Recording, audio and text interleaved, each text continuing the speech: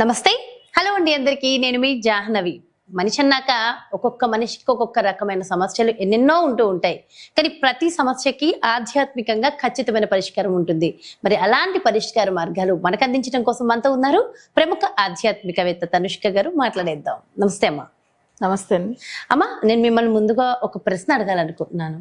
ఎందుకంటే జనరల్ గా అందరూ అనుకున్నదే అందరూ ఫేస్ చేస్తుంది దాదాపుగా చాలా మంది. ముఖ్యంగా ఏంటంటే మనం ఆధ్యాత్మికంగా భగవంతుని ధ్యానంలో ఉంటాము, భగవంతుడిని నమ్ముతాం, పరిహారాలను నమ్ముతాం. అవును. సో మనకున్న కష్టాల నుంచి బయటపడాలని ఖచ్చితంగా కొన్ని పరిహారాలు చేస్తూ ఉంటాం. అయితే ఒక్కొక్కసారి ఏమైపోతుందంటే ఎన్ని పరిహారాలు చేసినా, ఎన్ని పూజలు చేసినా, ఎన్ని వ్రతాలు నోములు ఏమి చేసినా సరే ఉన్న సమస్య నుంచి బయట అయితే పడట్లా. దీంతో నిజంగా భగవంతుడి మీద ఉన్న నమ్మకం, విశ్వాసం అన్ని కూడా తగ్గిపోతున్నాయమ్మా. అసలు ఎందుకు మరి ఇన్ని పూజలు చేస్తున్నా, ఇన్ని వ్రతాలు నోములు ఇవన్నీ చేస్తున్నా ఫలితం ఎందుకు రావట్లేదు? మళ్ళీ మనకి ఫలితం వచ్చి భగవంతుడి మీద నమ్మకం పెరగాలంటే ఏం చేయాలంట? ఓకే, చాలా మందిలో ఇదే క్వశ్చన్ అసలు నా క్లయింట్స్ చాలా మంది నా దగ్గర మాట్లాడారా యాక్చువల్ గా. ఎందుకంటే అమ్మ మేము చేయకుండా పూజలు లేదు, అసలు ఎన్ని హోమాలు జపాలు అసలు ఏమేం చేయవలనో, అసలు ఇక్కడ మన నార్త్ లోంచి సౌత్ దాకా ఇండియా ఫుల్ గా ఎక్కడ తిరగాలో అన్ని పూజలు చేసి ఆలయ దర్శనాలు అన్ని అట్లానే చాలా మంది నాతో ఎక్కువ అసలు క్లయింట్స్ మాట్లాడింది ఇదే విషయం. అయితే వీళ్ళకి ఎందుకు ఫలితం లేదు అనే విషయం ఆలోచన చేస్తే వీళ్ళకేందంటే, ఒకటి జాతక రీతిగా వాళ్ళు ఎప్పటిలోంచి సమస్య వాళ్ళకి వచ్చిందని మనం ఎట్లా అంటే నేను చెప్పేస్తాను. సో ఎందుకంటే ఫస్ట్ వన్, వాళ్ళ చక్రంలో ఒకవేళ వాళ్ళు ఉన్న స్థలం నెగిటివ్ గా ఉంటే వాళ్ళకి పూజలు ఫలించదు ఒకటి. రెండోది ఏంటంటే వాళ్ళ పేరు మీద నెగిటివ్ పవర్ లో ఏదైనా ప్రాపర్టీ కొనుక్కుంటేనో లేదా వెహికల్స్ ఏమైనా రిజిస్టర్ చేసి ఉంటాయి నెగిటివ్ పవర్ లో, అప్పుడు వాళ్ళకి పూజలు ఫలించదు. అసలు ఎన్ని చేసినా అసలు రిజల్ట్ రాదు. కొంతమంది చూడండి, అసలు వాళ్ళకి ఏమైతుందంటే ఎంత పూజలు ఎన్ని హోమాలు జపాలు చేస్తూనే ఉంటాం అంటారు, కానీ వాళ్ళ ఇంట్లో ఎవరైనా పెద్దవాళ్ళు చనిపోయి ఉంటాయి అప్పుడు పూజలు ఫలించదు. అంటే పెద్దవాళ్ళు అంటే సడన్ గా చనిపోయిన వాళ్ళు కూడా ఉంటారు. ఇప్పుడు పెద్దవాళ్ళు అంటే వాళ్ళ కజిన్స్ ఉండొచ్చు, లేదంటే వాళ్ళ పెద్దవాళ్ళు ఉండొచ్చు, లేకపోతే వాళ్ళు అసలు ఎవరైనా రిలేటివ్స్ ఎవరైనా చాలా దగ్గర వాళ్ళు చనిపోయి ఉంటే దోషం వస్తుంది. అందరూ ఏమనుకుంటారంటే పితృదోషం అంటే తండ్రి చనిపోతే వరకు మీ పితృదోషం అనుకుంటారు. బట్ అట్లా కూడా కాదు. తండ్రి చనిపోతే వాళ్ళ ఇంట్లో ఒక నలుగురు పిల్లలు ఉన్నారంటే అసలు వాళ్ళ నలుగురికి కూడా వర్తిస్తుంది, ఎవరో ఒకరికి వస్తుంది. కొన్ని జాతకాలకి ఏంటంటే అసలు ఆ ఇంట్లో ఉన్న వాళ్ళ నలుగురికినే సమస్య వస్తుంది. అది ఎందుకనేది కూడా నేను చెప్తాను.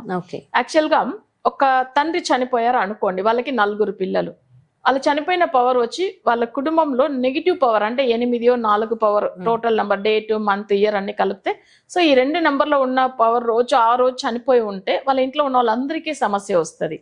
అది కాకుండా తన తోడు పుట్టిన వాళ్ళ పిల్లలకు కూడా బాగుండదు. సో అలా కూడా వస్తాయి పితృదోషం అంటే.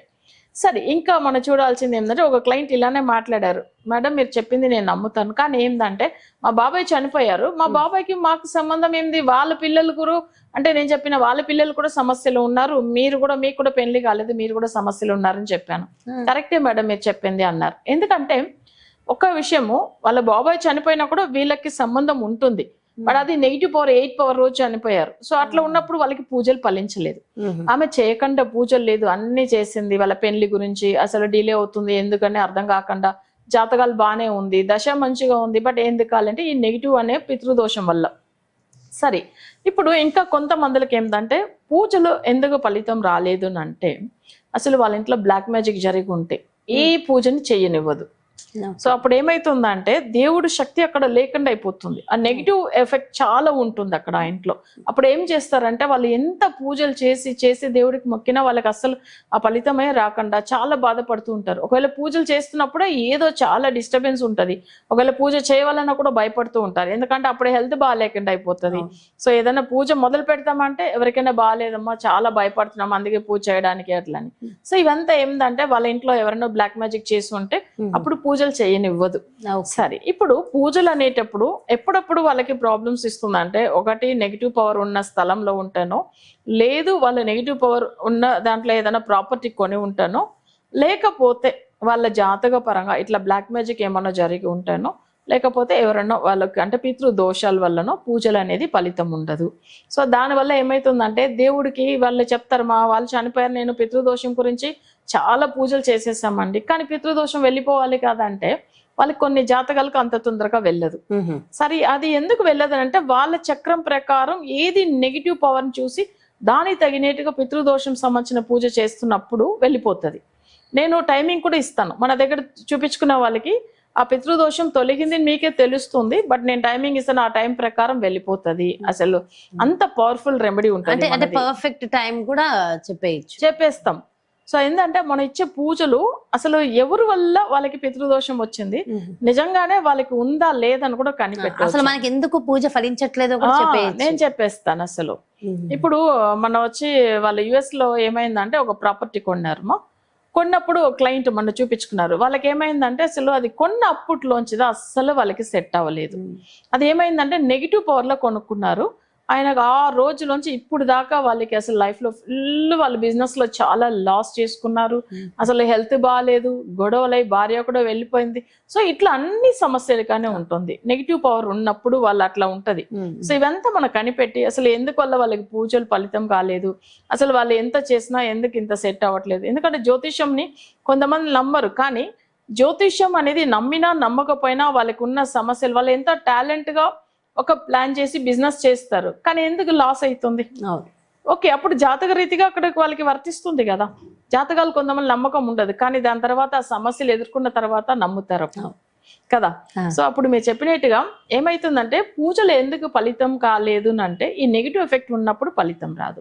అది అందరూ బాధపడే విషయం. కానీ సరే మేము హోమాలు జపాలు చేస్తూనే ఉన్నాం కదా, కానీ చేస్తున్నప్పుడు ఏమైతుందంటే వీళ్ళకి పూర్వ జన్మ కర్మ ప్రకారం ఆ నెగిటివ్ ఎఫెక్ట్ ఏ రోజు తొలగిపోవాలని ఉంటుందో అప్పుడు ఒక మంచి అస్ట్రాలజర్ దగ్గర వెళ్తారు. సో ఆ దేవుడే దారి చూపిస్తాడు. ఎప్పుడైతే ఆ కర్మ మొత్తం అప్పుడు ఏమైతుందంటే అది వరకు వాళ్ళు వెయిట్ చేయాలి, అది తప్పదు. అప్పటి వరకు చూడాల్సిందే, ఆ టైం రావాలి. అవును అప్పుడు టైం వచ్చినప్పుడు తప్పకుండా మంచిగా అవుతుంది. కొంతమంది చూడండి ఒక మంచిగా జ్యోతిష్యం చెప్పి చాలా బాగా అసలు చేపిస్తున్న వాళ్ళ దగ్గర వెళ్ళి చేయించుకోవాలన్నా వాళ్ళకి ఆ టైం రాకపోతే ఆపేస్తుంది. సో అది కూడా నిజం. ఓకేనా, అంటే జాతకము చూపించుకునేదానికి ఆ యోగం ఆ టైం రావాలి. సో దాంట్లోంచి ఆ ఫలితం రావాలి అంటే ఆ ప్రాసెస్ ఫాలో అవ్వాలి. అది కూడా ఏంటంటే భగవంతుడు అనుగ్రహం ఉంటేనే అవుతుంది. అది కూడా పూర్వజన్మ కర్మ తొలగిపోతేనే అసలు అవుతుంది. అందుకే ఏం చేస్తారంటే జాతకాలు ఎట్లా నమ్ముతాము, ఇదంతా మా కర్మ ప్రకారమే జరుగుతుంది కదా అంటే ఆ కర్మ ప్రకారమే జరుగుతుందని అలానే వదిలేలేం కదా. ఏదైనా ఒకటి సొల్యూషన్ వెదగాలి కదా మనం. సో అప్పుడు ఆ కర్మ వెళ్ళిపోయే టైమింగ్ లో కంపల్సరీ ఒక మంచి అస్ట్రాలజర్ ని దేవుడు చూపిస్తున్నాడు కాబట్టి తప్పకుండా వాళ్ళకి అసలు జాతక పరంగా వాళ్ళకి ఫలితం అనేది అందుతుంది. ఓకే, సో దీనికి పరిహారం అంటే ఇండివిజువల్ జాతకాన్ని బట్టే ఉంటుందంటారు. అవును. ఇప్పుడు ఇంకో క్లయింట్ కూడా, సో వాళ్ళు కూడా ఏంటంటే యూకేలో ఒక ప్రాపర్టీ కొన్నారు, కానీ ఏంటంటే అసలు ఒక 10 years అయిపోయింది. అంత ముందుగా వరకు వాళ్ళ పొజిషన్ వేరు అసలు. కానీ వాళ్ళకి చూడండి మీరు అనేట్టుగా వాళ్ళ జాతక పరంగా ఇప్పుడు వాళ్ళకి లక్కీ నంబర్ ఉంటుంది అనుకోండి. ఇంత ముందుగా ఉన్న వాళ్ళు ఆ హౌస్ లో చాలా బాగా ఉన్నారు, బట్ వీళ్ళు కొన్న తర్వాత వీళ్ళకి సెట్ అవ్వలేదు. అప్పుడు చూడండి అక్కడ వాస్తు గురించి సెట్ కాలేదు, అదే అప్పుడు వీళ్ళ జాతకానికి సెట్. అయితే ఈ సందర్భంగా మన వ్యూవర్స్ కోసం ఒక చిన్న క్వశ్చన్ అమ్మా, చిన్న రెమెడీ పరిహారం చెప్పండి. ఎందుకంటే ఎవరికైనా సరే జీవితంలో మంచి కావాలని అనుకుంటా. అవును. అయితే ఇందాక మీరు అన్నారు మాటల్లో, ఓకే ఆ టైం రావాలి, కలిసి వచ్చినప్పుడు ఆటోమేటిక్ గా ఒక మంచి ఆస్ట్రాలజర్ ని కలుస్తాము అని. అవును, అలా మంచి టైం రావడం కోసం ఒక చిన్న పరిహారం ఇవ్వండి. యాక్చువల్ గా మనకు వచ్చే ఏంటంటే ఒక టైం అంటే మనం వచ్చి ఫస్ట్ గణపతిందా మొక్కుతాం. అంటే గణపతిని ఎట్లా అంటే ఓం సిద్ధి బుద్ధి గణపతి అన్నమాట. సిద్ధి అంటే మనం చేసే పనులు తొందరగా అవ్వాలి, బుద్ధి అంటే తెలివితేటలతో. అప్పుడు ఏం చేయాలి అంటే వినాయకుడికి ఇంట్లో మనం మామూలుగా ఇంట్లో జస్ట్ పసుపుతో పెట్టినా వినాయకుడే, మట్టితో పెట్టినా వినాయకుడే అవుతాడు. చిన్న విగ్రహము లేకపోతే అసలు ఆయన ఫోటో ఉంటే కూడా సరిపోతుంది. దీపం వెలిగించి అగరబత్తి ముట్టించేసి ఫస్ట్ వినాయకుడిని నేను పూర్వ జన్మ కర్మ ప్రకారం ఎన్ని కష్టాలు నేను పడి ఉన్నా అదంతా తొలగిపోవాలి, ఇంక మీద మాకు ఎలాంటి అసలు అవి కర్మ ఉండకూడదు, మేము అంటే అన్ని పాజిటివ్ గా ఉండేదిగా చూపి స్వామిని మనం ఒప్పుకోవాలి. అంటే తమిళ్లో దీన్ని అంటారు ఊడ్ వినయ్ అంటారు. వినయ్ అంటే ఏంది, మన చేసిన పూర్వజన్మ కర్మ. సో అదంతా తొలగిపోవాలంటే వినాయకుడి మీద మొక్కాలి ఫస్ట్. చక్కగా ఎక్స్ప్లెయిన్ చేశారమ్మా, థ్యాంక్ యూ సో మచ్. నమస్తే. నమస్తే అమ్మా. మరో ప్రత్యేకమైన కార్యక్రమంతో మళ్ళీ మీ ముందుకు వచ్చేస్తాను. మరి అలాగే ఇంత విన్న తర్వాత ఖచ్చితంగా ఒక్కసారి మన జాతకం చూపించుకోవాలి, ఎలా ఉంది, మన జీవితం ఎలా వెళ్ళబోతోంది, ఎలాంటి పరిహారాలు చేసుకుంటే మరింత మంచిది, మన జీవితం బాగా ఉండాలంటే ఏం చేయాలి, ఇవన్నీ కూడా అనిపిస్తున్నాయి కదా. సో డెఫినెట్ గా పర్సనల్ గా మీ యొక్క జాతక పరిశీలన కోసం మరి తనుష్క గారిని సంప్రదించాలి. అపాయింట్మెంట్ కావాలి అనుకుంటే ఇంకెందుకు ఆలస్యం, అంటే క్రింద డిస్ప్లే అవుతున్నటువంటి నెంబర్స్ కి కాల్ చేయండి. నమస్తే.